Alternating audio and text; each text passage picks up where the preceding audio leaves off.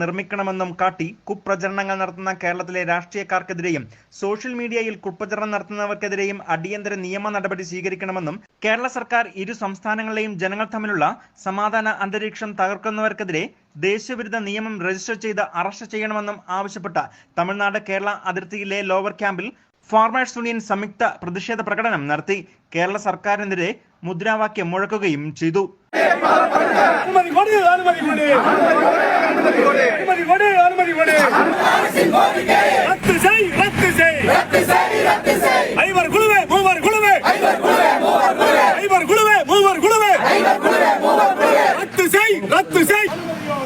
വയനാട് ഉരുൾപൊട്ടലിൽ മരിച്ച കേരളത്തിലെ ജനങ്ങൾക്ക് തമിഴ്നാട്ടുകാർ സാമ്പത്തികമായും സഹായങ്ങൾ നൽകിയെങ്കിലും തമിഴ്നാട്ടിലെ ജനങ്ങളെ കബളിപ്പിക്കാനുള്ള മാർഗമെന്ന നിലയിൽ മുല്ലപ്പെരിയാർ പൊളിക്കാൻ കേരള എംപിമാർ പാർലമെന്റിൽ പ്രത്യേക പ്രമേയം കൊണ്ടുവന്നു.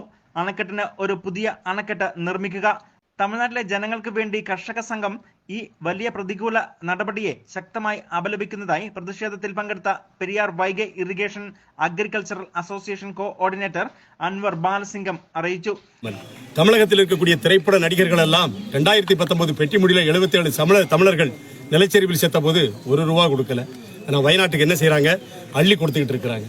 அந்த உணர்வை கூட புரிந்து கொள்ளாமல் நாடாளுமன்றத்திலே இடுக்கி எம்பி டீன் குரியாக்கோஸ் தமிழர்களால் 2 லட்சம் ஓட்டு போட்டு மக்களவைக்கு போன அந்த குரியாக்கோஸ், எர்ணாகுளத்தினுடைய எம்பி காங்கிரஸ் கட்சியை சேர்ந்த ஹைபி ஈடன், கொல்லத்தினுடைய எம்பி ஆர்எஸ்பி கட்சியினுடைய தலைவர் பிரேமச்சந்திரன், ராஜ்யசபையிலே இந்திய யூனியன் முஸ்லீம் லீக்கை சேர்ந்த ஹாரிஸ் பிரான், இவர்களெல்லாம் தனி தீர்மானம் கொண்டு வந்து இதோ உடைய போகிறது அணை, அதோ உடைய போகிறது என்று சொல்லிக் கொண்டிருக்கிறார்கள்.